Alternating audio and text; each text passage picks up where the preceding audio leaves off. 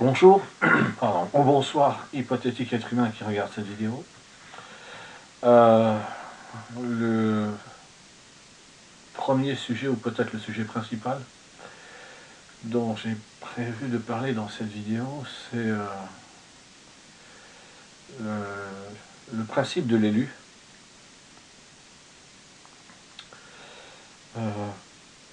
Pourquoi existe-t-il des élus? Et à quoi correspond un élu? Voilà, j'écoute beaucoup de podcasts et de vidéos, surtout, quoique ces derniers temps, c'est surtout des vidéos, de passionnés de cinéma. Et j'ai entendu parler de quelque chose qui en référence à certains films, s'appelle ou s'appellerait le euh, syndrome de Trinity ou le syndrome d'Hermione Granger, euh, en référence à deux films, un film qui s'appelle Matrix, ou la trilogie ou la quadrilogie de films Matrix, en tout cas, dans un premier temps, la trilogie, a priori plutôt le premier Matrix, et puis aussi probablement la saga des films Harry Potter. On tenant compte du fait qu'avant la saga des films, il y a eu la saga des livres. Euh, ce que j'ai entendu à propos du syndrome de Trinity ou du syndrome d'Hermione Granger, c'est que il y a, par exemple, dans le film Matrix avec Neo et dans les films Harry Potter avec justement Harry Potter, un élu. Et on a aussi un personnage féminin important. Trinity dans Matrix et Hermione Granger dans les Harry Potter. Et pour le peu que j'ai été capable de comprendre, parce que je ne prétends pas avoir bien compris de quoi il est question, pour le peu que je suis capable de comprendre, ce qui pose problème, et apparemment ce sont d'abord et avant tout des femmes à qui ça pose problème, c'est que le personnage féminin, donc Trinity dans les Matrix par rapport à Neo, Hermione Granger dans les Harry Potter par rapport à Harry Potter. Donc elles ont de très grandes qualités, elles sont capables d'accomplir beaucoup de choses, mais finalement c'est quand même le personnage masculin, sous prétexte qu'il est un élu, justement qui est le personnage principal, quoi, qui a droit aux honneurs, à la gloire, à la reconnaissance, à la place de héros dans le sens le plus noble du terme, et d'élu. Donc, pour le peu que j'ai été capable de comprendre, les, les femmes qui parlent du syndrome de Trinity ou du syndrome d'Hermione Granger font le contraste entre d'un côté les qualités d'un personnage féminin qu'elles considèrent comme absolument génial, et le héros masculin, donc apparemment, donc si j'ai bien compris, je ne suis pas sûr, mais si j'ai bien compris, le personnage masculin, soit elle le trouve nul à proprement parler, soit sans le trouver nul, même si elle lui trouve des qualités, elle le trouve beaucoup moins bien que le personnage féminin principal du film ou de la saga des films, ou de la trilogie. Euh, et alors,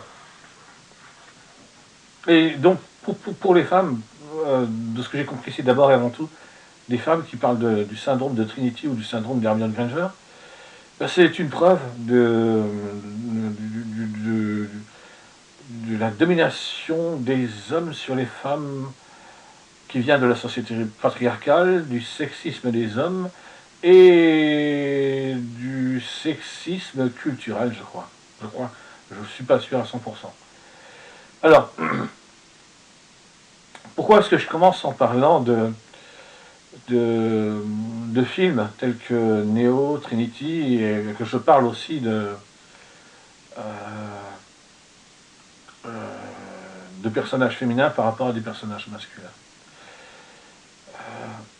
Parce que euh, dans les religions monothéistes, Là, je vais parler spécifiquement plutôt des religions liées à la Bible, et plus précisément du christianisme, parce que concernant le judaïsme et l'islam, même si j'ai quelques petites connaissances, euh, je, je ne maîtrise pratiquement rien du tout en fait.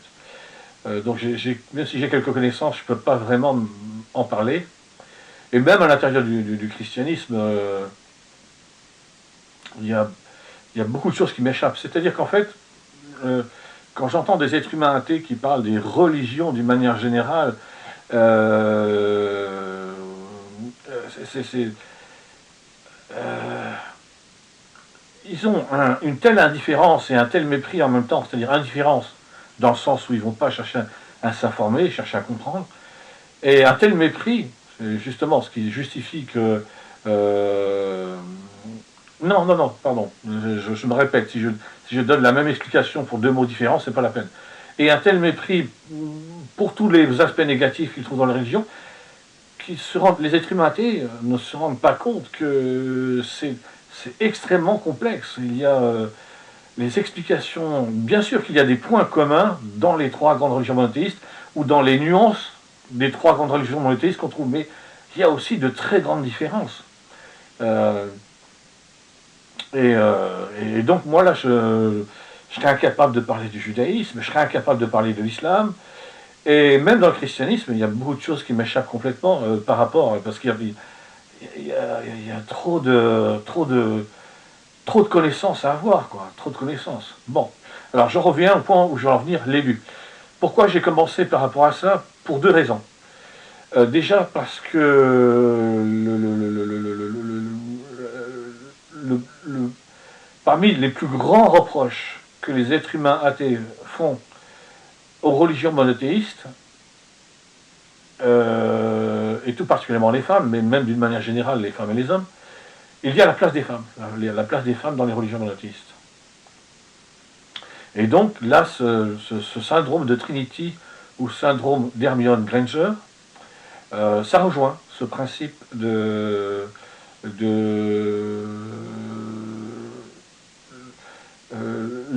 les femmes ne sont pas traitées de la manière dont elles devraient être traitées. Donc déjà, il y a ce point commun. Et puis surtout, je voulais prendre comme exemple Néo. Très intéressant, Néo. Très, très intéressant. Pour établir un contraste entre d'un côté Néo et de l'autre côté Jésus-Christ.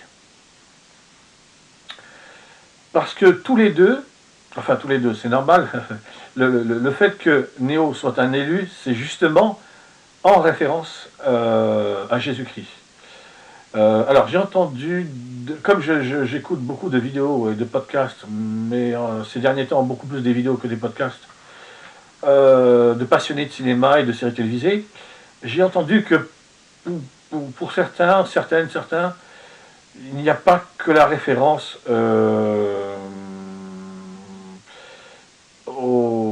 à des religions monothéistes et au principe de l'élu, mais il y a aussi des références à des religions plutôt, je ne sais pas comment il faut dire, orientales, par exemple tel que le bouddhisme, ou je crois tel que le bouddhisme ou le confucianisme, puisqu'il y a des principes philosophiques à proprement parler.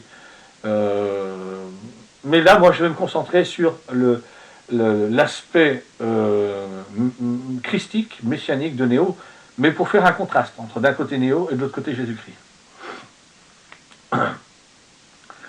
Alors, ce qui caractérise Néo, c'est que si on se base sur la trilogie, c'est-à-dire les trois premiers films qui sont sortis dans un laps de temps assez restreint, entre 1999 et 2003, donc sur une période de 4 ans, Néo est un combattant, c'est un guerrier, dans le sens physique du terme, à proprement parler. C'est un guerrier dans le sens militaire et traditionnel du terme. Et les combats de Néo, pas seulement de Néo, mais tous les combats qu'on peut voir dans la trilogie des Matrix. Oh, pardon.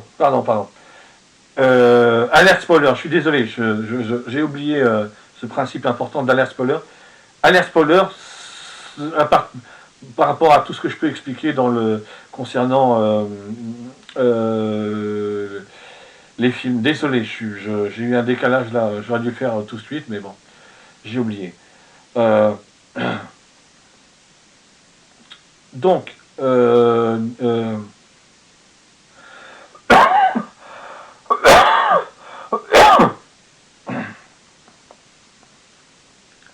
Neo est un combattant, il se bat. Et le fait que Neo est un combattant et qu'il se bat, et que dans la trilogie Matrix, sortie entre 1999 et 2004, les combats sont très impressionnants. Ça fait que Neo est un personnage qui est, j'allais dire, honoré et glorieux. Je vais essayer de m'expliquer. Pardon.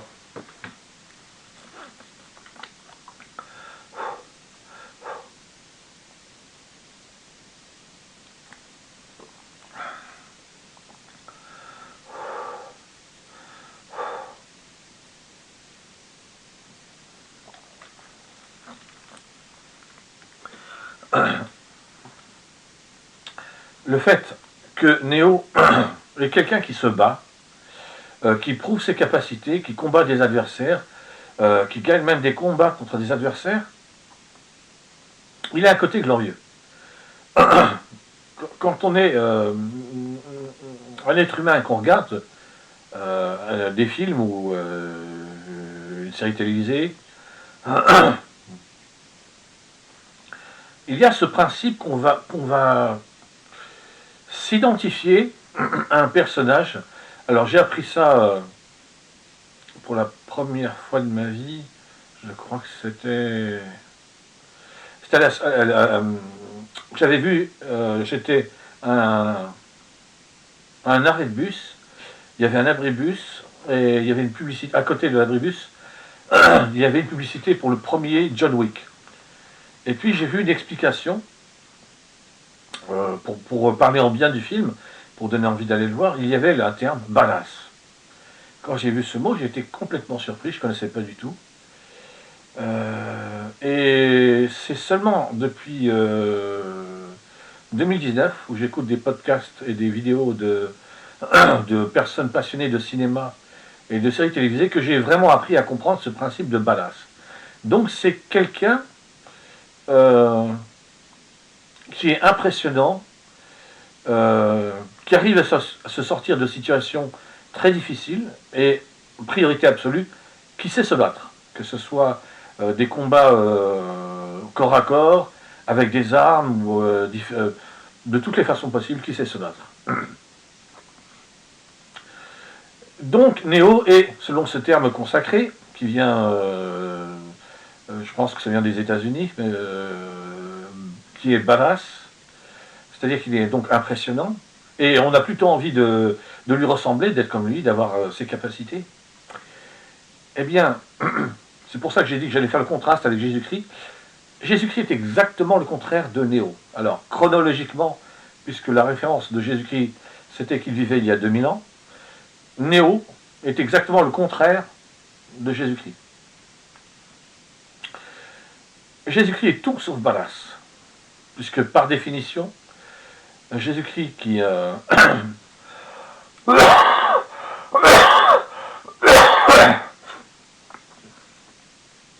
Jésus-Christ qui est connu ne serait-ce qu'à cause même de son nom, rien qu'avec son nom, Jésus-Christ, son nom même signifie l'amour du prochain, tu dois aimer ton prochain comme toi-même, pardonne aux autres le mal qu'ils te font.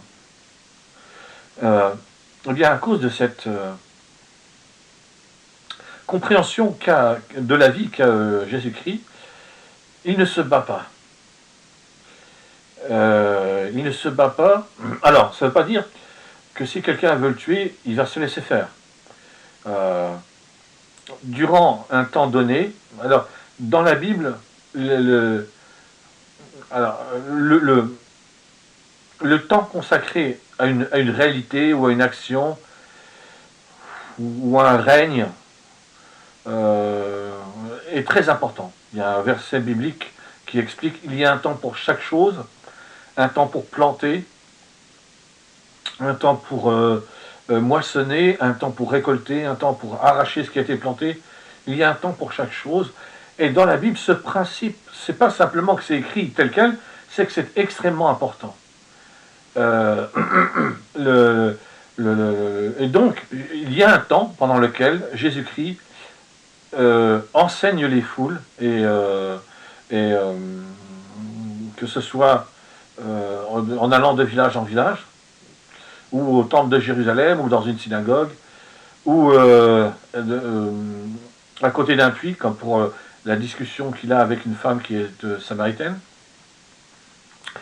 Il y a un temps qui est évalué par les exégètes de la Bible, ceux qui s'intéressent à la Bible au point de pouvoir donner des informations précises sur tel passage, tel personnage. Donc, le temps qui est évalué, c'est environ 3 ans et demi. Pendant environ 3 ans et demi, Jésus-Christ a enseigné les foules. Et durant ce temps-là, à plusieurs reprises, Jésus-Christ s'est retrouvé en danger de mort. Et durant cette période de 3 ans et demi, à chaque fois qu'il s'est retrouvé en danger de mort, il s'est enfui. Il s'est enfui pour ne pas être tué. Donc, le fait que Jésus-Christ enseigne « tu dois aimer ton prochain comme toi-même », si on te frappe sur la joue gauche, tends la joue droite, c'est un enseignement spirituel qui ne signifie pas littéralement que si quelqu'un commence à nous frapper une fois, il faut le laisser nous frapper une deuxième fois, mais qui signifie si quelqu'un t'insulte, ne rends pas à l'insulte qui t'a été donnée ou envoyée toi-même une insulte. Si quelqu'un te méprise, ne rends pas au mépris que tu as reçu toi-même du mépris. Donc le principe, c'est de garder des relations paisibles avec les autres, avec les autres, même si parmi les autres, certains se comportent mal avec nous. C'est ce que signifie l'enseignement de Jésus-Christ. Si on te frappe sur la joue gauche, tends la joue droite.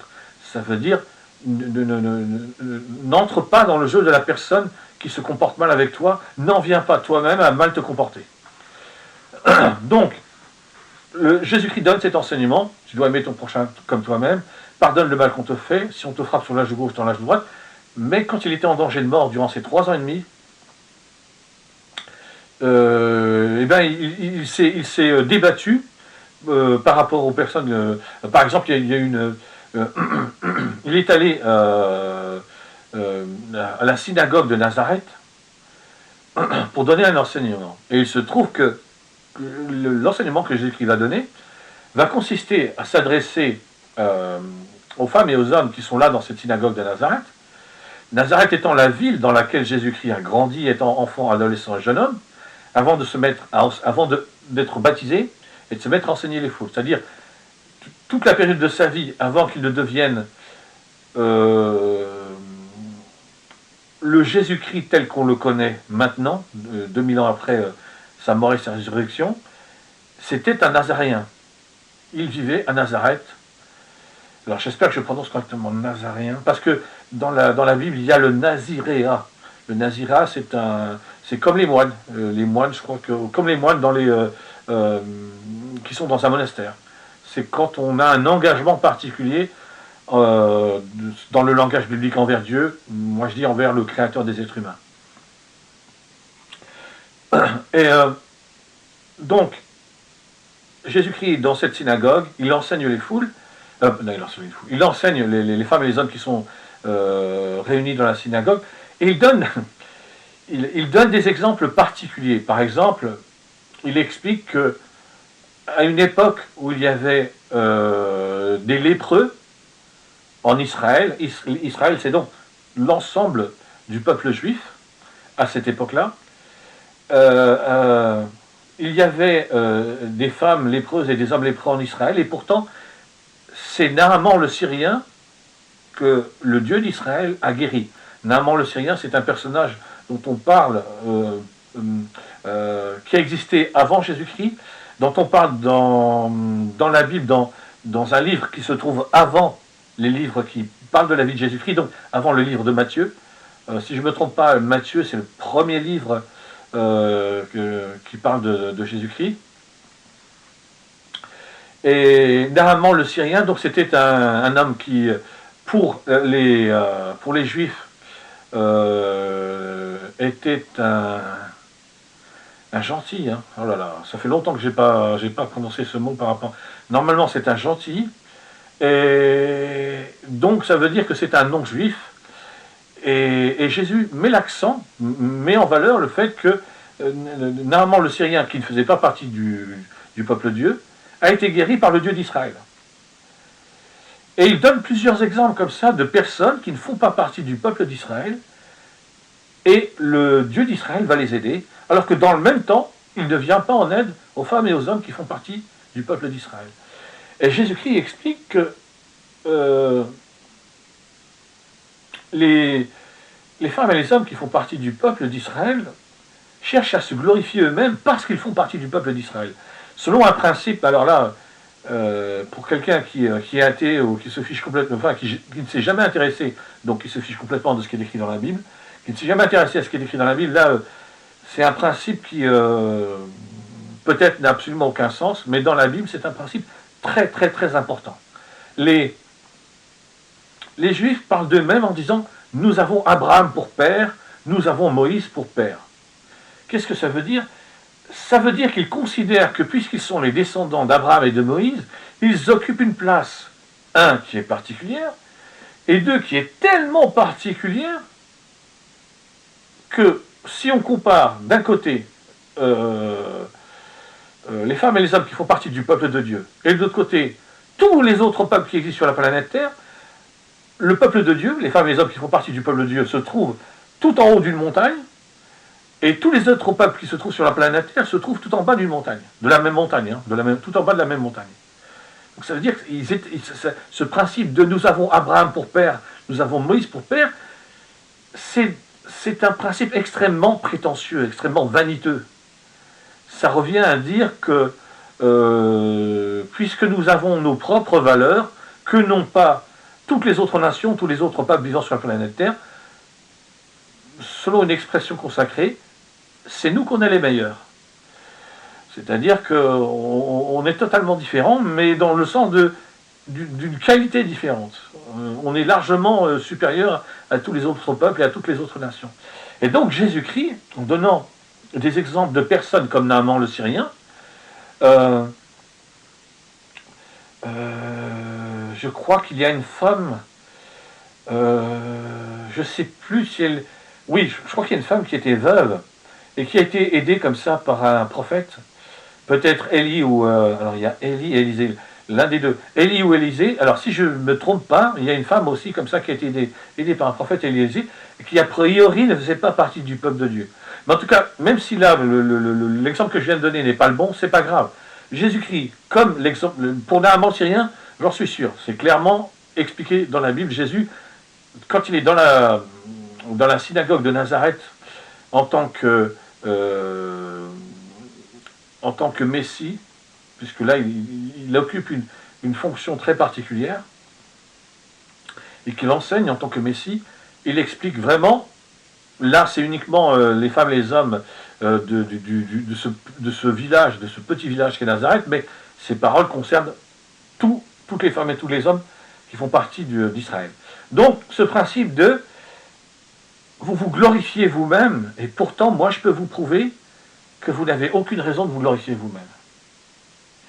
Et quand les femmes et les hommes qui font partie... j'ai dit les femmes et les hommes qui font partie du... Oui, il y a un partage. Je crois que les femmes sont d'un côté et les hommes de l'autre, mais c'est bien les femmes et les hommes qui font partie qui sont dans la synagogue. Quand ils entendent ça, il y a un homme qui s'adresse à Jésus et qui lui dit « Mais enseignant, avec ce que tu viens de dire, tu nous insultes. » Alors Jésus-Christ explique quelque chose, je ne sais plus quelle est la phrase qu'il prononce, mais il confirme que cet homme a bien compris ce que Jésus enseignait, qu'en se cherchant à se glorifier eux-mêmes, en fait, ils sont gravement dans l'erreur, quoi. Ils se trompent complètement.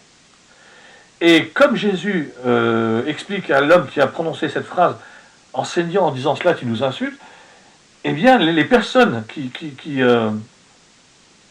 entendent Jésus-Christ expliquer ça vont s'en prendre physiquement à Jésus-Christ, l'attraper, et ils vont vouloir, alors je ne sais pas du tout où ça se passe, où est l'endroit par rapport à la synagogue, mais ils vont l'emmener dans un endroit, ils vont chercher à jeter Jésus du haut d'une falaise ou d'un endroit où si Jésus venait à tomber, il mourrait. Et donc, Jésus se débrouille pour sortir pour échapper à ces hommes, j'imagine qu'il n'y avait que des hommes à ce moment-là, qui l'ont attrapé et qui essayent de le pousser du haut d'un précipice pour le tuer. Alors, donc, je disais, l'élu Néo, oui, c'était pour expliquer que même si Jésus-Christ enseigne, tu dois aimer ton prochain comme toi-même, ne rends pas pardonne le mal qu'on te fait. Si on te frappe à la joue gauche, tends la joue droite. Donc si quelqu'un t'insulte, ne rends pas à l'insulte qu'on t'a donné une autre insulte. Si quelqu'un te méprise, ne rends pas le mépris qu'on t'a envoyé auquel tu as eu droit par du mépris toi aussi. Mais ça n'empêchait pas Jésus-Christ d'expliquer clairement les choses aux personnes auxquelles il avait affaire. Et s'il devait sauver sa vie, d'échapper à des personnes qui cherchaient à le tuer. Mais par contre, Jésus-Christ ne fait pas comme Néo. Néo se bat physiquement, littéralement, il frappe ses adversaires jusqu'à les envoyer au tapis, les mettre en état de nuire, voire même jusqu'à les tuer, puisqu'il y a, attention, alerte spoiler, il a probablement la scène de combat avec des armes, de gunfight, la plus connue de Matrix, c'est, je crois qu'on l'appelle la Old Fight Scene, la scène de combat dans le hall, je crois, je ne suis pas sûr à 100%, mais il y a une scène de combat, la première fois de ma vie que j'ai vu cette scène, je l'ai regardée avec une télévision, je ne l'ai pas vu du tout au cinéma, quand j'ai vu pour la première fois de ma vie Matrix, j'étais pas au courant de l'existence de ce film. Je ne savais pas qu'il y avait un film aussi délirant qui existait. Et la première fois de ma vie que j'ai vu cette scène, j'ai halluciné. J'ai complètement halluciné. C'était quand j'imaginais des combats dans des films, c'est exactement comme cette scène. C'est le genre de combat que j'aurais voulu voir parce que dans mon imagination, c'était absolument génial. C'était le top du top. Ça ressemblait exactement à cette scène. C'était le genre de délire qu'il y avait dans cette scène.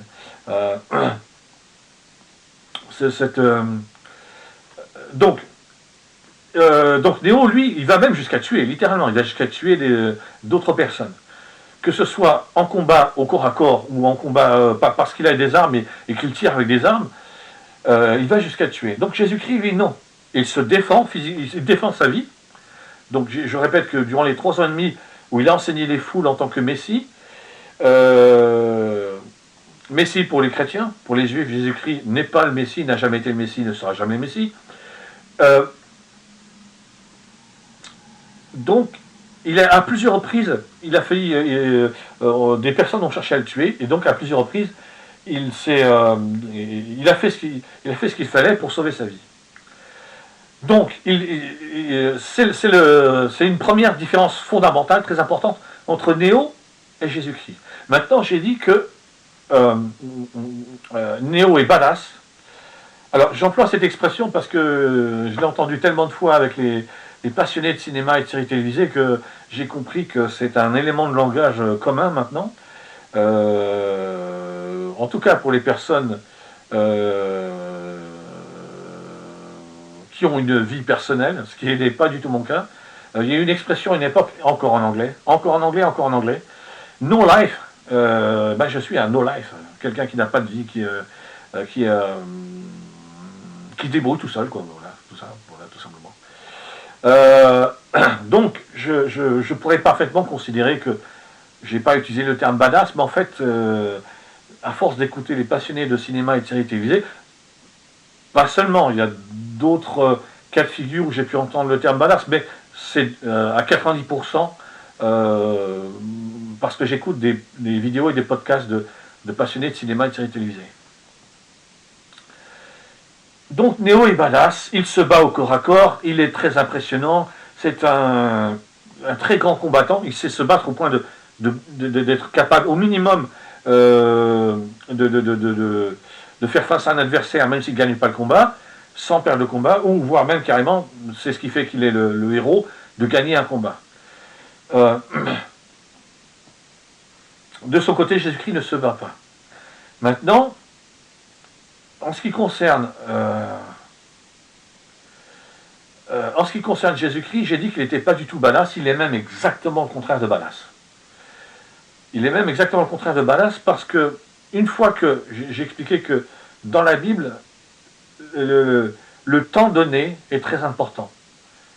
Il y a eu un temps pendant lequel, en tant que Messie, Jésus-Christ devait enseigner, qui dure à peu près 3 ans et demi. Une fois que ce temps pendant lequel Jésus-Christ devait enseigner s'est écoulé, un autre, Jésus-Christ, lui, est entré dans un autre temps de sa vie. Et cet autre temps de sa vie, c'est le moment précis où il va être trahi par Judas Iscariote, arrêté. Une fois qu'il sera arrêté, il va être tourné en ridicule, humilié. La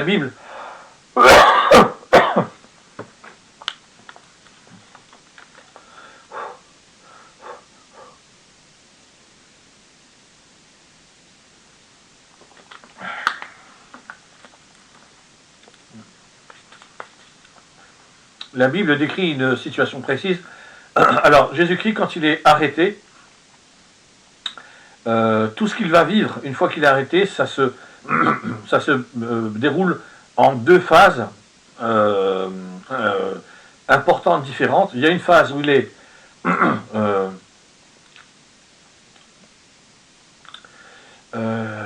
comment est-ce que je pourrais dire ça? Il est entre les mains des autorités religieuses d'Israël, et il y a une deuxième phase où il est entre les mains des autorités politiques et judiciaires, des autorités romaines, des Romains.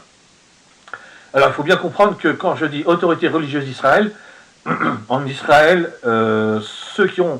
les hommes qui ont l'autorité religieuse, ils ont aussi l'autorité judiciaire. Les deux sont pareils.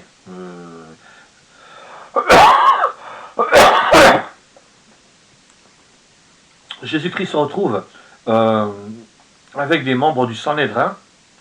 Alors je ne sais pas s'il faut dire Sanhédrin ou Sanhédrine, parce qu'en français, ça s'écrit Sanhédrin, mais est-ce que ça se prononce Sanhédrine? Je ne m'en souviens pas. Donc je vais dire Sanhédrin.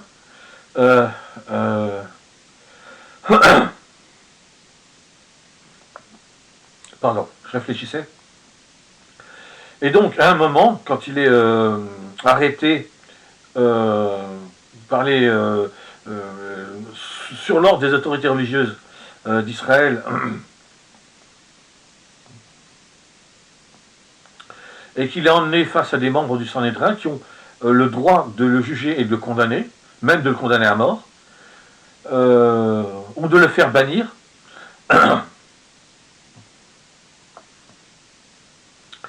Il va avoir les mains attachées dans le dos, une sorte de sac sur la tête, qui pouvait servir par exemple à contenir des aliments. Et une fois qu'il a les mains attachées dans le dos et le sac sur la tête, il y a un homme qui va frapper Jésus-Christ au visage.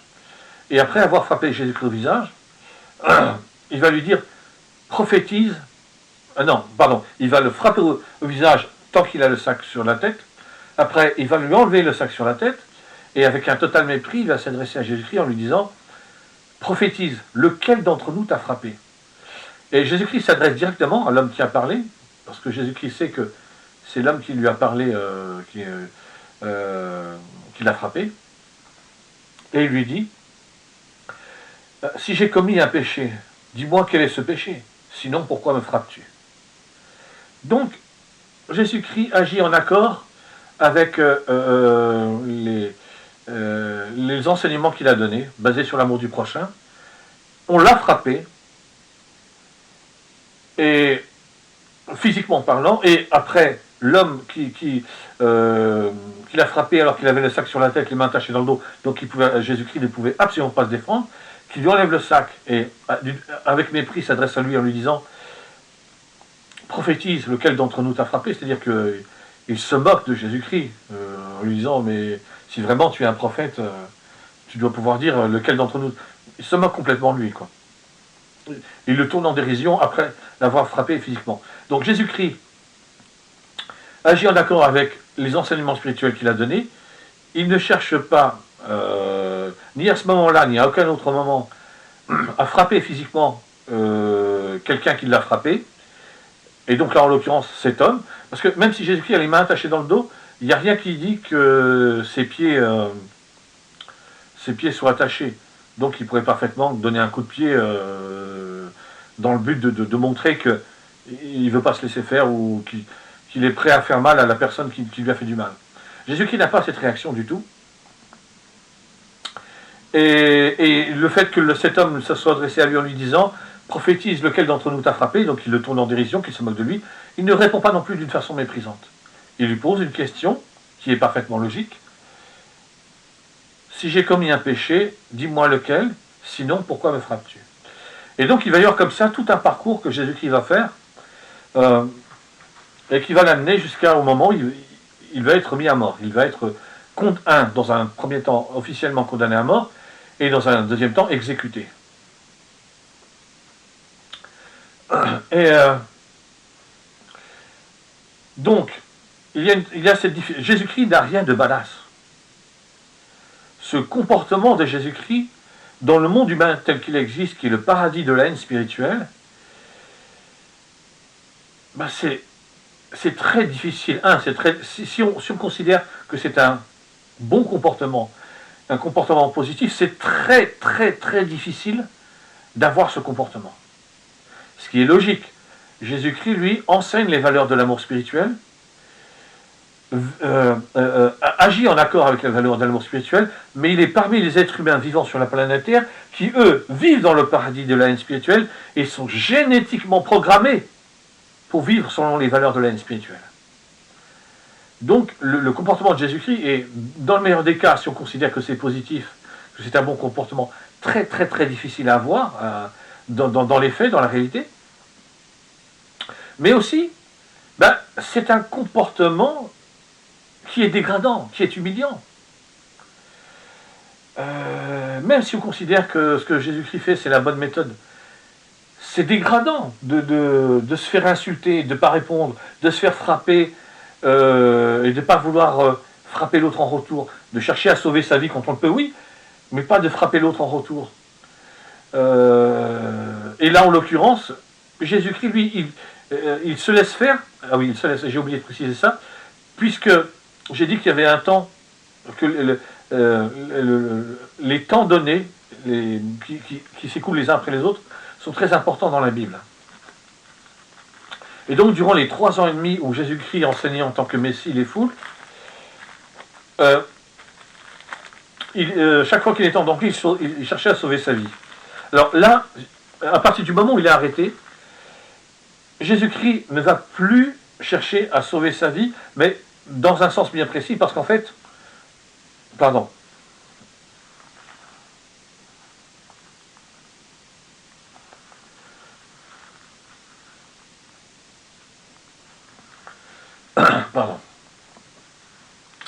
dans un sens bien précis, parce qu'en fait, Jésus-Christ entre dans une phase où il va devoir sacrifier sa vie.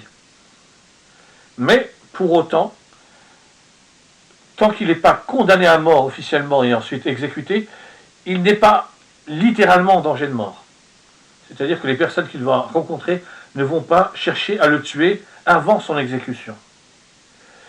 Donc, Jésus-Christ n'a pas besoin de se défendre. Il n'a pas besoin de se défendre. Ce qu'il a besoin de faire, c'est de continuer à se comporter en accord avec les valeurs de l'amour spirituel. Mais il n'a plus besoin, littéralement, de se défendre physiquement parce que là, comment est-ce que je peux dire ça ?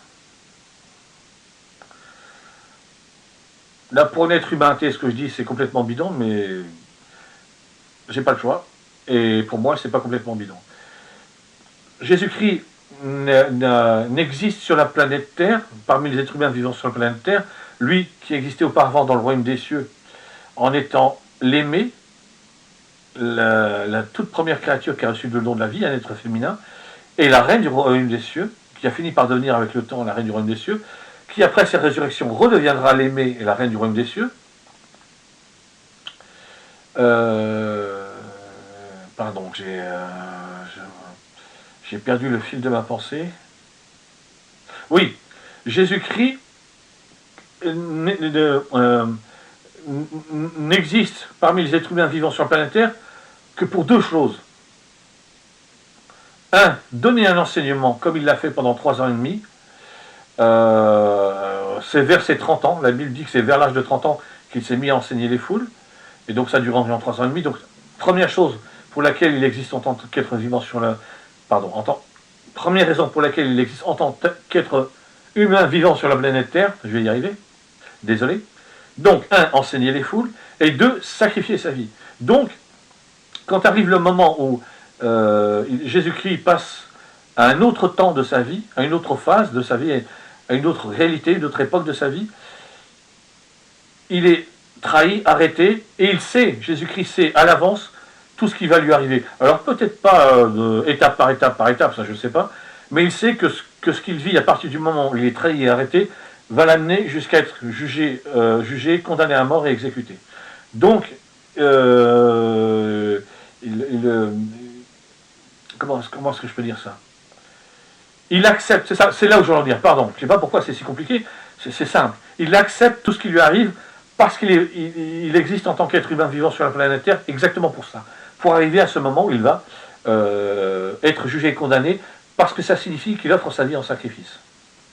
Jugé, condamné, exécuté. Alors donc je disais, c'est humiliant. Ben oui, quand on fait le contraste entre d'un côté Jésus-Christ, d'un côté Jésus-Christ, de l'autre côté Néo, qu'on considère que tous les deux sont des élus, parce que dans le film Matrix, le premier, alerte spoiler, alerte spoiler, alerte spoiler, dans le film Matrix, le premier, Néo est considéré tel quel par Morpheus. Il y a un personnage qui s'appelle Morpheus, et pour Morpheus, Néo est l'élu. L'élu dans le sens biblique du terme, dans le sens christique du terme, l'élu comme Jésus-Christ. Mais on a deux comportements totalement différents dans le premier film Matrix, puisque Néo, quand il fait face à des adversaires, il les combat, que ce soit dans un combat au corps à corps ou avec des armes, et Jésus-Christ ne combat jamais ses adversaires, jamais. Voilà. Donc, quand on considère les deux comportements, Néo, on a envie d'être comme lui, on a envie de se battre comme lui, on a envie de gagner des combats comme lui, on a envie d'utiliser des armes comme lui, bien que, tenant compte du fait que Néo tue vraiment des personnes dans son monde à lui, dans son univers à lui, dans le film, peut-être qu'on n'irait pas jusqu'à tuer comme lui le fait, mais bon, dans le film, il le fait parce qu'il n'a pas le choix. Donc, si on veut être comme lui, a priori, ça veut dire aussi qu'on n'a pas le choix. Alors que Jésus-Christ, l'exemple qu'il donne dans le principe, tu dois aimer ton prochain comme toi-même, c'est génial. Dans les faits, le monde humain tel qu'il existe étant le paradis de la haine spirituelle, où ce sont les valeurs de la haine spirituelle qui s'expriment, donc mensonge, manipulation, lâcheté, traîtrise, hypocrisie, viol, meurtre, massacre, extermination, le fait d'être frappé violemment, battu à mort, trahi, on a envie de réagir. On a envie de réagir. On a envie d'être comme Néo, qui réagit, qui se bat, plutôt que comme Jésus-Christ qui se laisse faire. Même si, dans le principe de se laisser faire, quand sa vie est en danger, durant les 3 ans et demi où il enseigne les foules, il s'arrange pour sauver sa vie quand même. Mais donc, ce sont bien deux élus, mais il y en a un qui, quand on s'imagine à sa place, c'est valorisant, c'est Néo, dans Matrix, et l'autre, quand on s'imagine à sa place, Jésus-Christ, c'est pas valorisant du tout, quoi. C'est pas valorisant du tout.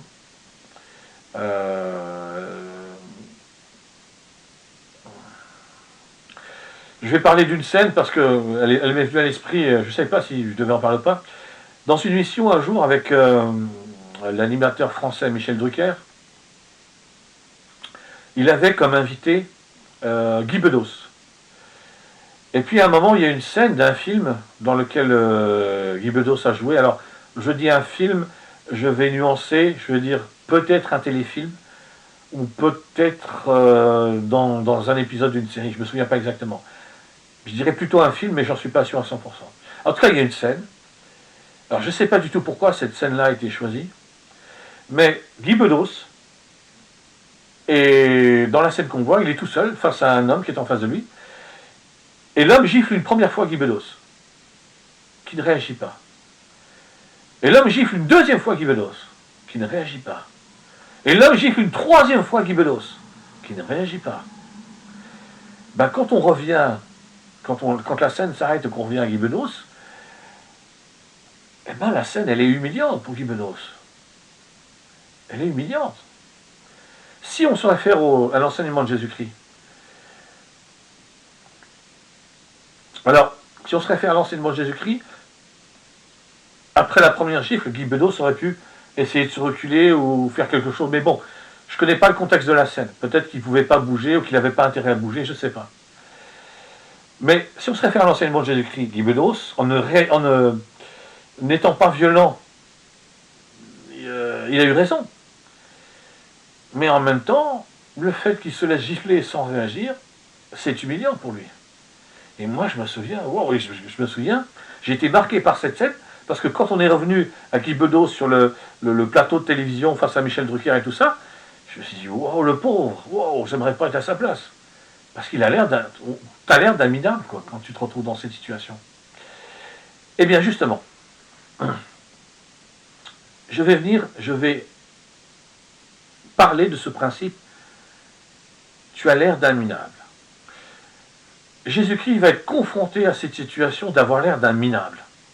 Ou d'être un minable, littéralement. Les deux. Peut-être que je vais prononcer les deux phrases, les deux principes. Tu as l'air d'un minable ou tu es un minable. Les deux en même temps. Jésus-Christ, une fois qu'il est arrêté et qu'il se retrouve entre les mains des Romains, avant d'être exécuté, il se retrouve dans une situation où des soldats romains vont... alors je ne sais pas s'ils la font eux-mêmes ou s'ils vont demander à quelqu'un de la faire pour eux. Comme ce sont des soldats, a priori je dirais plutôt qu'ils vont demander à quelqu'un de faire, de tresser une couronne d'épines.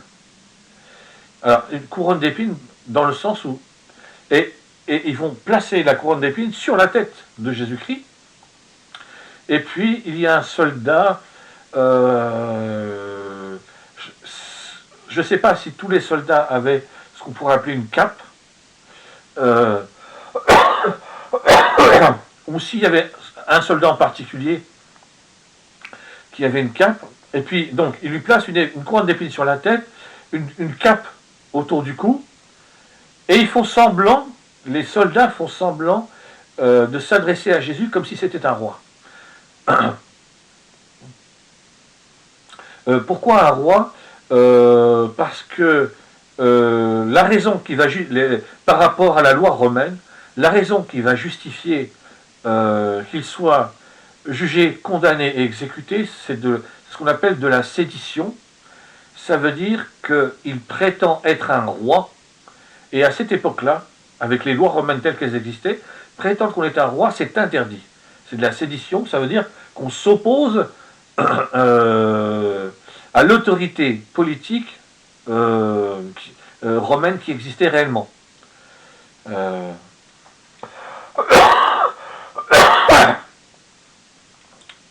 Et donc, comme il va être condamné pour cause de sédition, parce qu'il prétend être un roi, alors, le principe qu'il prétend être un roi, c'est dans le sens de, il prétend être le roi des Juifs.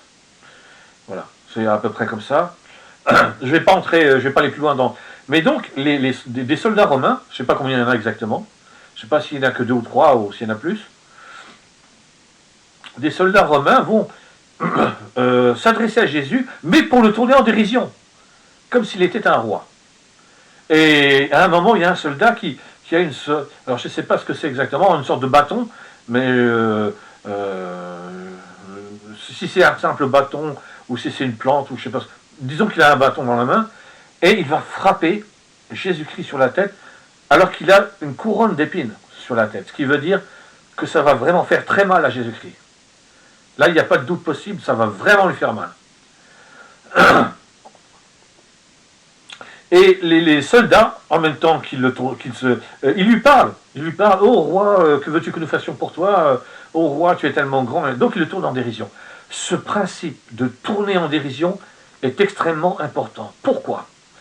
Dans une vidéo précédente, alors là, de mémoire, c'est pas grave, je vais pas là, je vais faire au plus simple. Dans une vidéo que j'ai déjà faite, j'explique que tout l'enseignement que Jésus-Christ a donné durant les 3 ans et demi où il agissait en tant que Messie, où il a enseigné les foules, que ce soit en allant de village en village, dans une synagogue, au temple de Jérusalem, près d'un puits, comme lorsqu'il va parler avec la femme samaritaine, tout l'enseignement de Jésus-Christ s'adresse d'abord et avant tout aux êtres célestes vivant dans le royaume des cieux. Dans le langage biblique, tout l'enseignement de Jésus-Christ s'adresse d'abord et avant tout aux anges rebelles qui ont décidé de déclarer la guerre à leur créateur. Donc, dans le langage biblique ou dans le langage des religions monothéistes, tout l'enseignement de Jésus-Christ s'adresse d'abord et avant tout aux anges qui se sont rebellés contre Dieu. Voilà. Alors, je vais reprendre le principe des êtres célestes. Pourquoi est-ce que tout l'enseignement de Jésus-Christ s'adresse aux êtres célestes vivant dans le royaume des cieux? Parce que quand je regarde des émissions à la télévision où il y a sur un plateau, il y a des débats, et par exemple, il est question des terroristes. Et à chaque fois, les réactions sont toujours les mêmes. Je ne sais pas si c'est ce que les personnes pensent réellement ou s'il y a une sorte de convenance. Quand quelqu'un arrive sur un plateau, on lui explique que quand on va parler de tel sujet, c'est ça qu'il doit dire et pas autre chose, j'en sais rien. J'en sais rien du tout. Mais une chose est sûre, j'ai remarqué que c'est systématique. Quand il est question des terroristes, c'est à la personne qui s'exprime sur le plateau qui va être la plus nazie. La plus nazie, ça veut dire quoi? Ça veut dire qu'il va s'exprimer exactement comme le ferait un nazi pour les juifs. Les nazis avaient un tel mépris pour les juifs que pour ceux qui étaient totalement convaincus de l'idéologie nazie. Parce que pendant la Seconde Guerre mondiale, il y avait des soldats, des officiers, des sous-officiers qui obéissaient aux ordres pour obéir aux ordres, même s'ils n'étaient pas à 100% convaincus de l'idéologie nazie.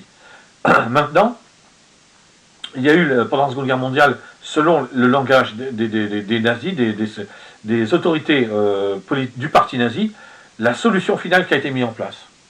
C'est-à-dire l'objectif d'exterminer tous les juifs d'Europe.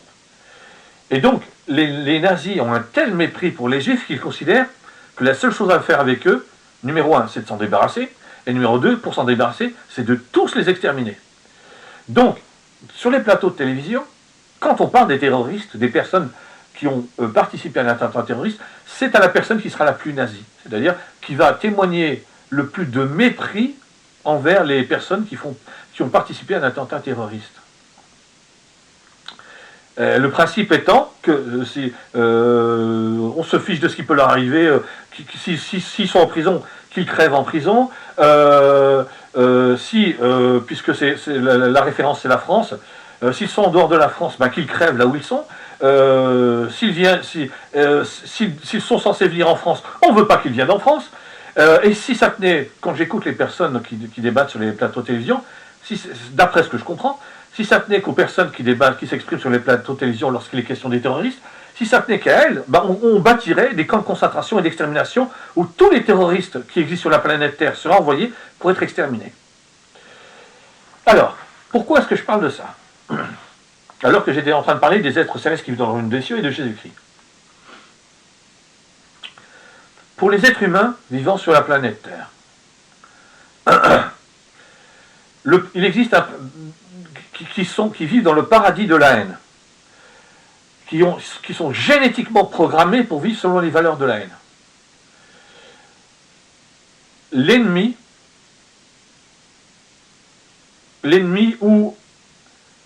Alors, il y a soit l'ennemi, deux catégories, soit l'ennemi, soit l'être méprisable. C'est pas forcément un ennemi, mais c'est quand même un être méprisable.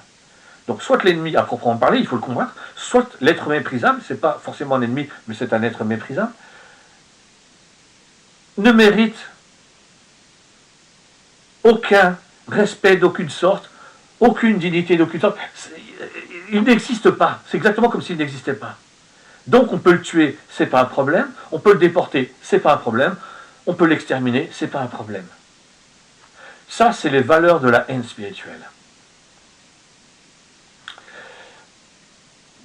Tout l'enseignement de Jésus-Christ durant les 3 ans et demi s'adresse d'abord et avant tout aux êtres célestes vivant dans le royaume des cieux. Or, qui sont les êtres célestes vivant dans le royaume des cieux? Jésus-Christ dans le royaume des cieux, avant et après, c'est-à-dire avant qu'il existe en tant qu'être humain vivant sur la planète Terre, et après sa mort et sa résurrection, c'est l'aimé qui est la reine du royaume des cieux. Pour la reine du royaume des cieux, tous les êtres célestes qui ont fomenté une rébellion, qui ont déclaré officiellement la guerre à leurs parents, donc à la reine et au roi du royaume des cieux. Donc, quand Jésus-Christ est sur la planète Terre, à Jésus-Christ lui-même, qui ont déclaré la guerre à Jésus-Christ lui-même. Tous ces êtres célestes, ce sont les enfants, d'une manière directe, quand ils les ont créés, ou d'une manière indirecte, quand ils ont été créés par Concepteur le Créateur, Concepteur le Créateur qui est le créateur officiel du royaume des cieux. Tous ces êtres célestes sont les enfants, ou pour expliquer les choses très simplement, les enfants ou les petits-enfants de la reine et du roi du royaume des cieux. Or, la reine et le roi du royaume des cieux aiment tous leurs enfants, tous leurs petits-enfants, avec une très grande intensité. Ce n'est pas simplement qu'ils les aiment un peu, ou qu'ils les aiment beaucoup, ils les aiment avec une très grande intensité. Donc, contrairement aux êtres humains que j'entends sur les plateaux de télévision qui parlent des terroristes en disant ils valent rien, quoi qu'il en soit, on les jette tous à la poubelle ou on les extermine tous. Du moment qu'on se débarrasse, c'est la seule chose qui compte. La reine et le roi du royaume des cieux, Jésus-Christ, quand il est sur la planète Terre, ont gardé le souvenir de tous les êtres célestes qui leur ont déclaré la guerre à la reine et au roi du royaume des cieux. Là, pour Jésus-Christ, il a gardé le souvenir de tous les êtres célestes qu'il a aimés avant qu'ils deviennent qu'ils deviennent cœur de haine pour le premier enfant et les partisans de la haine. Il les a aimés, il se souvient qu'il les a aimés. Donc Jésus-Christ sur la planète Terre, l'aimé dans le royaume des cieux, se souvient de l'amour qu'il a eu pour ses enfants. Il se souvient de comment vivaient ses enfants, des relations qu'ils ont eues avec eux, de tout ce qu'ils ont partagé, des moments de joie, de plaisir, de bonheur, de toutes les activités, toutes les choses qu'ils ont pu faire ensemble. Ils s'en souviennent. Et ils veulent les sauver.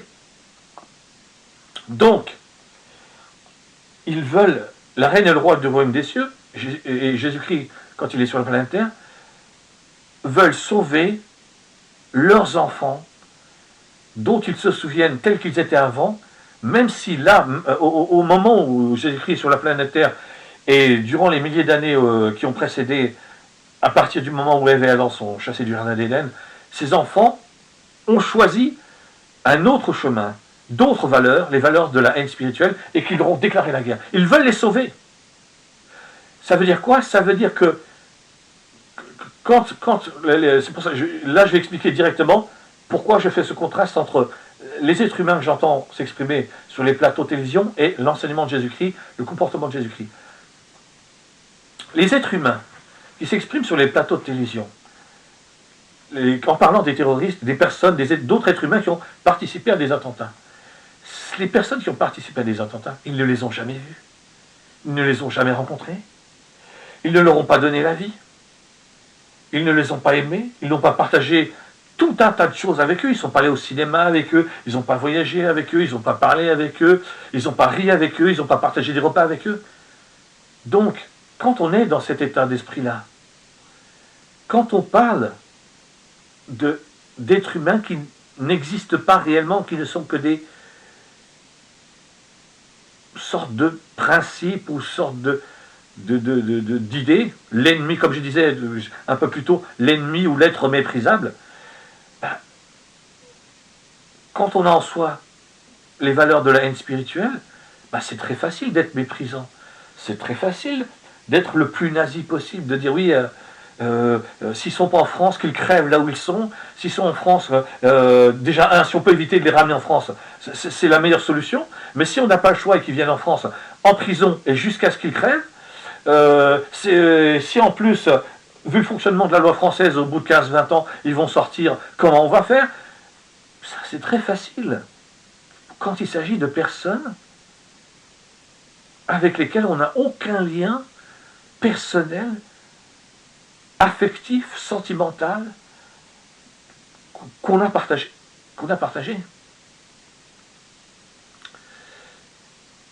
La reine et le roi du royaume des cieux, Jésus-Christ, lorsqu'il est sur la planète Terre, eux ont partagé beaucoup de choses avec tous les êtres célestes qui leur ont déclaré la guerre et qui ont choisi les valeurs de la haine spirituelle. Donc, et leur cœur est rempli d'amour, contrairement aux êtres humains que j'entends sur les plateaux de télévision, leur cœur est rempli d'amour. Donc, ils ne peuvent pas comme ça s'exprimer comme les êtres humains que j'entends sur le plateau de télévision. Tu me déclares la guerre, ben, je te déclare la guerre aussi.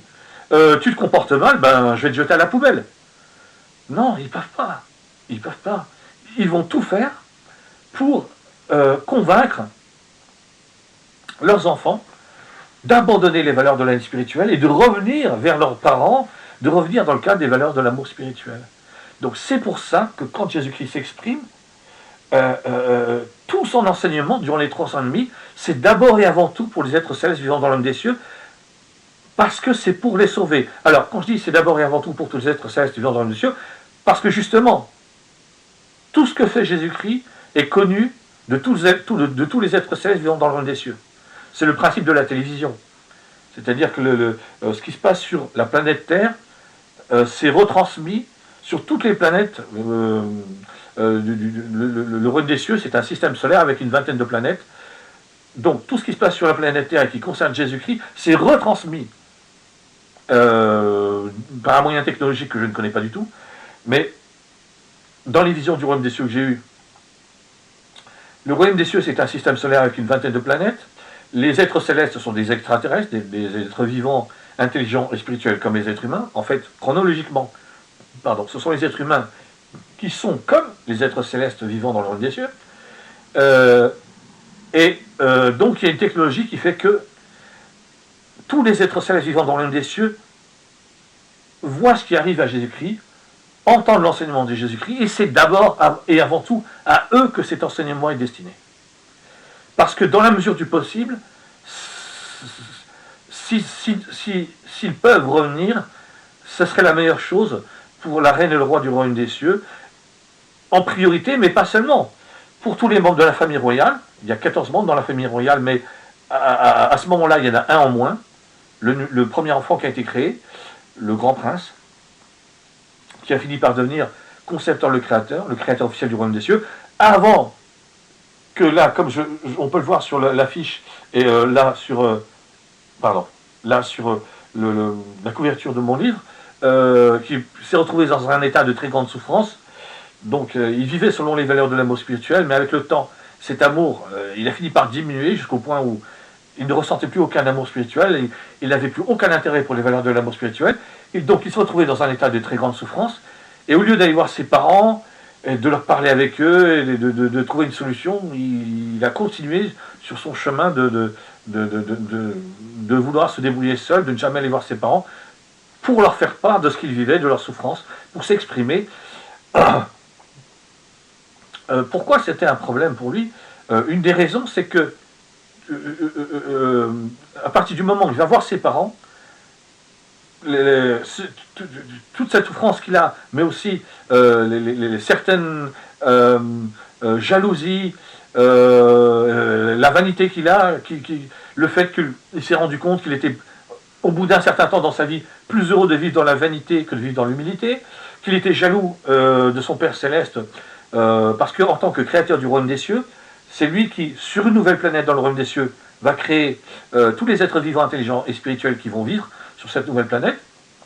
Une fois qu'il y a le nombre qui a été prévu à l'avance, qui a été atteint, c'est lui qui, pendant 100 millions d'années, gouverne ces centaines de milliers ou millions, éventuellement, je ne sais pas, milliards, de nouveaux êtres intelligents et spirituels sur cette nouvelle planète, sur cette planète. Pendant 100 millions d'années, c'est lui, mais au bout de 100 millions d'années, il remet à ses parents l'autorité qu'il avait en tant que roi et père. Il l'a fait pendant un certain temps, jusqu'à la 4e ou 5e planète sur laquelle il a lui-même créé de nouveaux êtres intelligents et spirituels, et puis il a fini par ne plus vouloir le faire, et il a fini par carrément détester ce principe, donc il a fini par devenir jaloux de ses parents, les deux, mais surtout de son père, qui reprend l'autorité que lui avait, et qui devient le père et roi des êtres célestes qui vivent sur une nouvelle planète grâce à lui. Donc, alors là, il faut que je retrouve les idées. Où est-ce que j'en étais ?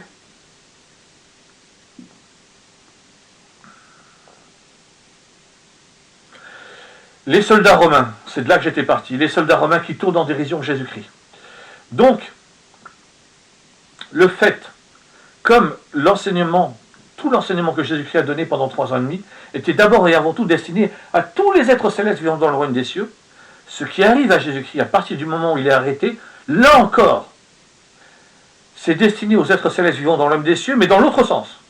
Ce n'est plus de la part de Jésus-Christ qui, dans le royaume des cieux, est l'aimé, la reine du royaume des cieux, donc de la part de l'aimé, Jésus-Christ, l'aimé qui est dans le royaume des cieux, et l'aimé, la reine du royaume des cieux, de l'être originel, qui est le roi du royaume des cieux, et de tous les êtres célestes vivants dans le royaume des cieux, qui sont heureux de vivre selon les valeurs de la haine spirituelle, c'est le contraire.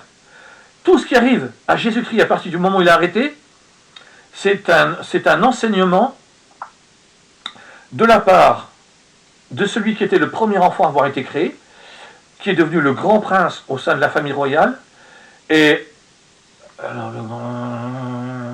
au sein de la famille royale céleste, c'est-à-dire qu'il est devenu grand prince après la création du royaume des cieux, c'est-à-dire une fois que le royaume des cieux a commencé à exister, une fois qu'il a commencé à avoir au moins une planète, la planète mère, la première planète sur laquelle il y avait un certain nombre d'êtres célestes vivants.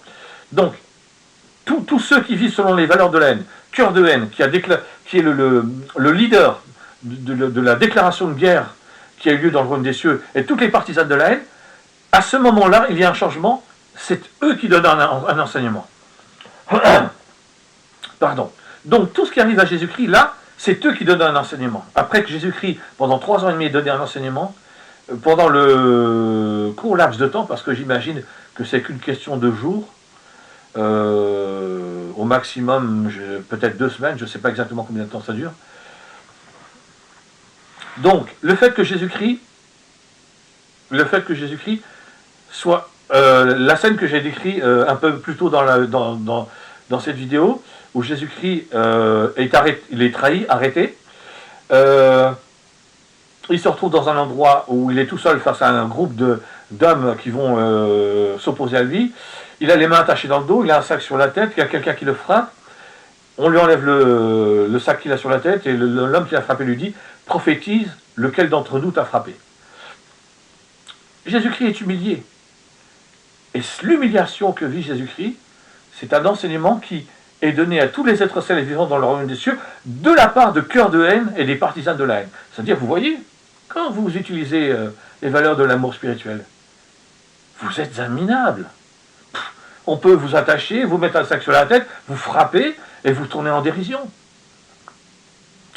Jésus-Christ va être fouetté, parce que selon la loi romaine, avant d'être exécuté, on doit être fouetté. Je crois que c'est ça, hein. Je ne suis pas sûr à 100%, parce que je ne vois pas que Jésus-Christ ait fait quelque chose qui justifierait qu'il soit fouetté. Donc ça doit être ça. Avant d'être exécuté, Jésus-Christ est fouetté. Alors, un jour, j'étudie, dans ma vie, j'ai eu à plusieurs reprises étudié la Bible avec les témoins de Jéhovah, et il y a bien évidemment la Bible, le premier livre qu'on étudie, et puis il y a aussi d'autres livres qui sont publiés par les témoins de Jéhovah, et il y a des revues qui sont publiées par les témoins de Jéhovah. Alors, je ne sais plus si c'est dans une revue ou dans un livre, mais j'avais lu les détails qui étaient donnés sur la façon dont les Romains fouettaient, sur le genre de fouet qu'ils utilisaient, et l'impact que ça avait sur le corps. Alors, de mémoire, il n'y avait pas qu'un seul type de fouet. J'ai gardé en mémoire deux types de fouets. Un fouet où... alors, bien évidemment, il faut imaginer un fouet pour fouetter. Donc, le manche contient la main. Et pour fouetter, il y a la partie du fouet qui touche le corps, le dos normalement. Hein, parce que dans tout ce que j'ai pu voir, le principe de fouetter, c'est le dos de la personne qui est fouettée qui est touchée. Alors, la partie qui va frapper le dos de la personne qui est fouettée, et donc là je parle de Jésus-Christ, j'avais gardé en mémoire deux fouets différents. Il y en a un, et donc il faut imaginer que le fouet, il y a des lanières, il y a des sortes de lanières, c'est-à-dire que le fouet, c'est pas... Indiana Jones par exemple. Indiana Jones, il a un fouet, mais son fouet, c'est qu'un seul... comment est-ce que je peux dire ça? Il est en un seul morceau. Or, d'après les souvenirs que j'ai d'un article que j'ai lu dans une revue ou un livre des témoins de Jéhovah, publié par les témoins de Jéhovah, qui s'intéressait précisément à la méthode utilisée par les Romains à l'époque, il y a 2000 ans de ça, donc, à partir du manche et jusqu'à une certaine longueur, c'est un seul morceau. Mais après, il y a plusieurs morceaux, comme des lanières, et il y avait deux types de fouets dont moi, en tout cas, je me souviens. Dans un type de fouet, il y avait des morceaux d'os qui étaient attachés à chaque lanière. Dans un autre type de fouet, ce sont des espèces de petites boules de fer ou de métal qui sont attachées, là encore, aux lanières. Et donc, il y a plusieurs petites boules de métal ou de fer sur chaque lanière. Et donc, en tout, ça fait beaucoup de petites boules de métal ou de fer. Pareil, pour l'autre fois avec les morceaux d'os, ça fait beaucoup de morceaux d'os en tout. Et il y avait une explication qui était donnée, qui est qu'avec les petites boules de fer, ça ne déchirait pas directement le dos de la victime. Par contre, ça faisait des impacts très puissants à l'intérieur du corps. De mémoire, je dis ça de mémoire. Parce que j'ai lu cette revue, ou j'ai lu ces explications dans une revue ou dans un livre, ça fait peut-être 25 ans. Ça fait peut-être 25 ans. Ou carrément 28, ou carrément 30 ans. Ça fait entre 25 et 30 ans que j'ai lu ça, donc c'est de mémoire. Et l'autre avec les os, l'autre fouet, donc avec plusieurs lanières au bout, et des morceaux d'os sur plusieurs morceaux d'os sur chaque lanière, et donc ça fait en tout beaucoup de petits morceaux d'os. Et bien là, le fouet, quand il frappait, il déchirait les chairs. Or, je ne sais pas, je ne me souviens pas de combien de coups de fouet la personne qui allait être exécutée après, plus tard, pardon, combien de coups de fouet elle recevait, mais quel que soit le nombre de coups de fouet, une fois que la personne, une fois que ça s'arrêtait, malheureusement pour l'être humain qui était fouetté, donc là, je parlais de Jésus-Christ, malheureusement pour Jésus-Christ, la personne était dans un état lamentable, quoi. Il n'y a pas de doute à avoir, quoi. Quel que soit le fouet utilisé, la personne... Déjà, chaque coup de fouet était douloureux, et vu la réalité, vu comment le corps humain fonctionne, plus à chaque coup de fouet est douloureux. Mais en plus, le deuxième coup de fouet est plus douloureux que le deuxième, puisqu'il y a déjà un premier coup qui a été reçu sur le corps et qui crée des dommages, donc ça crée une sensibilité, et donc le deuxième coup est plus douloureux que le premier, le troisième est plus douloureux que le deuxième, qui était lui-même plus douloureux, et ainsi de suite, que le premier, et ainsi de suite. Donc, voilà, donc dans le royaume des cieux, à ce moment-là, quand Jésus-Christ vit ça, quand il est fouetté de cette façon, cœur de haine s'exprime publiquement devant tous les êtres célestes du royaume des cieux, et il leur dit, voilà ce qui arrive quand on utilise les valeurs de la haine spirituelle. On n'est plus rien, on n'a plus de valeur, on n'existe plus, on peut être fouetté sans rien faire pour se protéger. Alors, j'ai parlé du moment où Jésus-Christ a été tourné en dérision. Je ne sais plus si ça se passe avant ou après qu'il soit fouetté. Je ne sais plus du tout. Je dirais, a priori, que ce serait plus logique que ce soit après. Non. Je raconte n'importe quoi. Désolé, là, vraiment. Désolé. C'est parce que dans ma mémoire, lorsque je vois l'image de Jésus-Christ, parce que j'ai vu des images comme ça, avec des soldats romains qui le tournent en dérision, le corps de Jésus-Christ est abîmé. Il est meurtri. Donc c'est pour ça que j'associe, mais je ne suis pas sûr de moi. À cause de ces images, je vais dire qu'a priori, sans être sûr, cette situation où Jésus-Christ va être tourné en dérision avec une couronne d'épines sur la tête, la tunique, on dit la tunique, hein, je crois, la tunique ou la cape d'un soldat mis autour de ses épaules, les soldats qui s'adressent à lui, oh roi des Juifs, dis-nous ce que tu veux qu'on fasse pour toi. Puis il y en a un qui prend un bâton et qui lui frappe sur la tête avec les épines. Donc dans le royaume des cieux, au moment où ça se produit, parce que c'est retransmis sur toutes les planètes du royaume des cieux, et tous les êtres célestes regardent en même temps. C'est comme sur la planète Terre, quand il y a un événement extraordinaire, l'écrasante majorité des êtres humains qui ont un moyen de regarder, à l'époque où il y avait la télévision, une télévision, maintenant il y a Internet, donc soit la télévision, soit Internet, quand il y a un événement extraordinaire, l'ensemble des êtres humains, et qu'il se produit en direct, l'ensemble des êtres humains vont regarder, à partir du moment où ils peuvent regarder. Là, dans le royaume des cieux, ce sont tous les êtres célestes, sans aucune exception du royaume des cieux, c'est-à-dire que s'ils sont des centaines de millions, les centaines de millions d'êtres célestes du royaume des cieux vont regarder parce qu'ils ont été prévus à l'avance que quelque chose de très grave allait se produire. Donc ils vont tous regarder, et en plus ça concerne la reine du royaume des cieux. Et dans le royaume des cieux, il y a cette guerre de valeurs et de principes, c'est-à-dire c'est impossible qu'un être céleste ne regarde pas, c'est pas possible. Que ce soit dans un sens positif, enfin, peu importe qu'on fasse, que ce soit un être céleste qui est heureux de vivre pendant toute l'éternité selon les valeurs de l'amour spirituel, ou que ce soit un être céleste qui est heureux de vivre pendant toute l'éternité parce qu'il a rejeté les valeurs de l'amour spirituel, dans les valeurs de la haine spirituelle, tous les êtres célestes, les centaines de millions d'êtres célestes, s'ils sont des milliards, les milliards d'êtres célestes qui vivent dans le royaume des cieux, vont tous regarder ce qui arrive à Jésus-Christ à ce moment-là, et cœur de haine, le numéro 1, ou un représentant qui leur a désigné un porte-parole, vont fortement appuyer en disant regardez ce que vous en êtes, à quoi vous en êtes réduit avec les valeurs de l'amour spirituel. Dans notre royaume, le royaume des cieux, dans notre système solaire, c'était la reine du royaume des cieux. Regardez, sur la planète Terre, c'est plus rien du tout. On peut l'arrêter, on peut arrêter l'être humain que la reine du royaume des cieux est devenue, ce Jésus-Christ. On peut le frapper, l'humilier, le fouetter, le tourner en dérision. Donc ce que les soldats romains font, et tout ce qui arrive à Jésus-Christ d'une manière générale, mais ce point-là en particulier de l'humiliation, ce que les soldats romains font en tournant en dérision le fait que Jésus-Christ est le roi des Juifs, ça a un impact dans tout le royaume des cieux.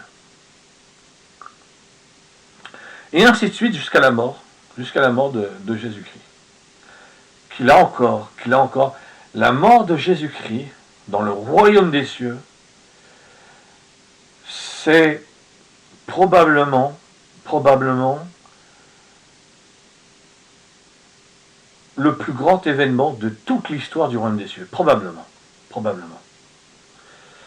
Alors, je vois que j'en suis à 1h19 pour la vidéo. Malheureusement, étant donné le fonctionnement technique des vidéos pour les mettre sur YouTube, je ne peux pas me permettre d'aller... j'ai déjà fait des vidéos de près de 2 heures ou même de plus de 2 heures, mais après c'est trop long, c'est beaucoup trop long pour que je puisse les gérer,